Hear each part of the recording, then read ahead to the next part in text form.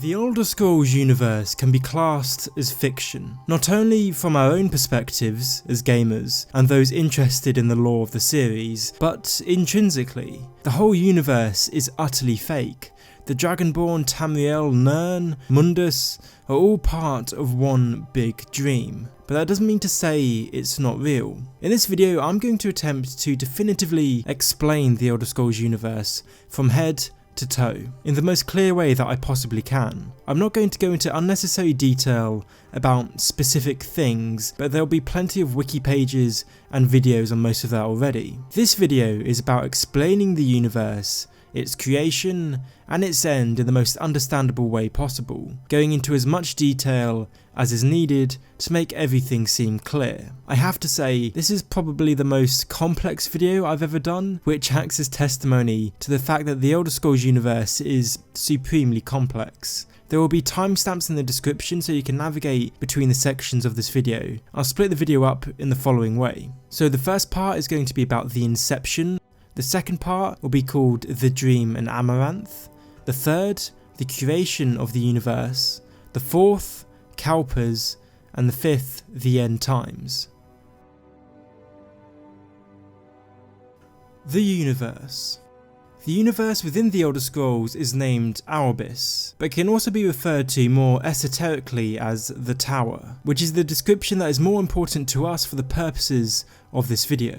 The Tower is the secret structure of the universe, and this secret structure was first discovered by the Ager Lorcan, who we'll talk about more later.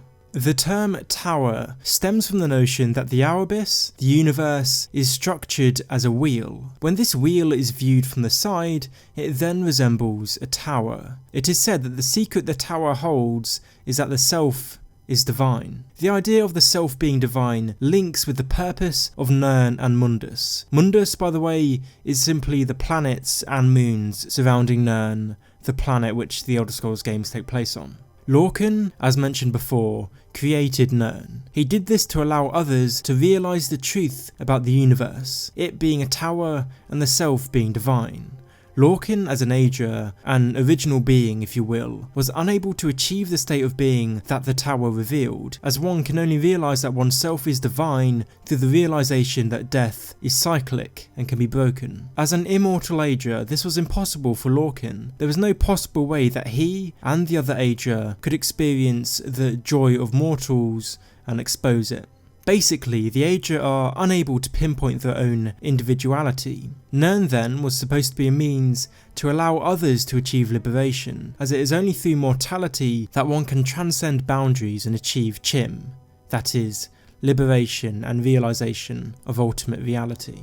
The Dream and Amaranth. Now we need to look outside the Albis, to the bigger picture. Why does the Elder Scrolls universe even exist? Fundamentally, the whole universe and everything within it is a dream. None of it is real, and yet it remains reality. The Godhead is the being that created the Elder Scrolls universe, and no one has any true idea who this being is, although there are some vague ideas and theories. The dream, the universe, the Elder Scrolls has been conjured by this being. Everything within the universe is basically taking place inside this entity's head. Yet it is no ordinary dream. In becoming a godhead, one fundamentally sacrifices their livelihood. A godhead cannot wake, and it is commonly thought that they have no control over their dream either.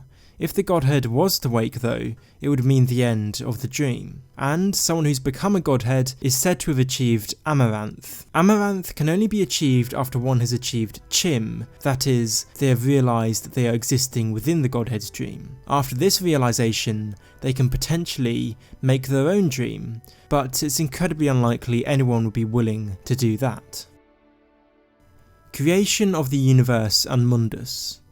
Now that we've established the nature of the universe, it's pivotal to understand how it was actually made. The creation of the universe began with the chaos of the pre-universe. From this primordial nothingness, the twin forces of order and chaos arose in the form of Anu and Padome. Anu and Padome both birthed their own souls, Anuel and Sithis, and the interplay between these two opposite forces created what is known as the Albis. After this, other beings began to form from the void. The first among these was Auriel, or Aktosh, and Lorcan, who were both the birth souls of Annuel and Sithis respectively. Auriel brought the concept of time into existence. With the genesis of time, the turbulent Arbis began to stabilise, and other Etarda were able to form their own identities, distinct from each other, and hundreds of such divine beings were formed. This doesn't explain the creation of Nirn or Mundus, the mortal plane, so we'll get to that now.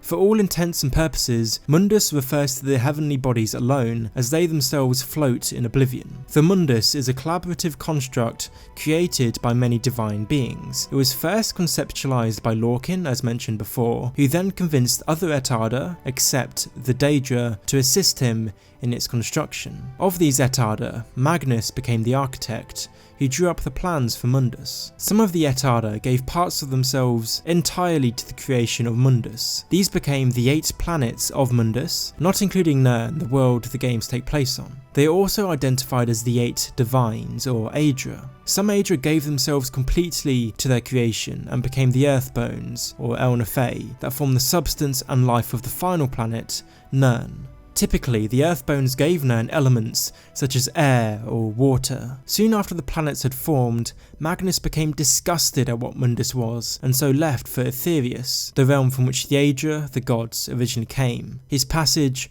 ripping a hole in Oblivion, the realm of Daedra that surrounds Mundus and covers it from Aetherius. This rip is viewed as the sun, and is responsible for much of Mundus's magical energy. Others soon followed after Magnus. These Etarda, known as the Magna G, left smaller holes, which became the stars. Some Etarda did not manage to escape or chose to stay behind on Nirn as spirits. These Etarda changed into the Earthbones, or simply wasted away into nothingness. Kalpas.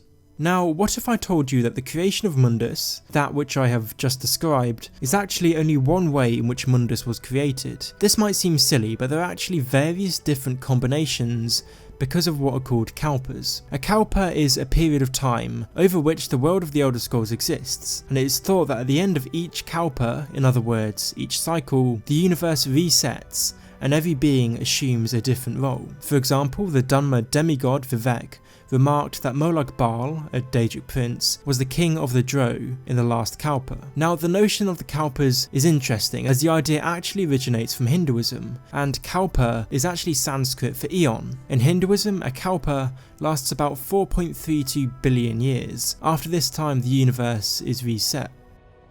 The End Times. So we've established that there are Kalpas, but how do they come to an end? Alduin, the World Eater as he is known to the Nords, is the being who is assigned with destroying the world so that it may be made anew. However, Alduin deviated from his task as the harbinger of the end times, instead deciding to conquer the world for himself and his fellow dragons. So at the moment it is unknown if this Kalpa will end. Some argue that Alduin cannot be killed, so the course of Skyrim's questline doesn't matter. Instead, Alduin will rise again and fulfill his purpose. But that's speculation. Who knows, maybe this Kalpa will last forever. I hope this video has been clear. If you have any suggestions, then feel free to leave them in the comments section below. Anyway, thanks again, and I'll see you in the next one.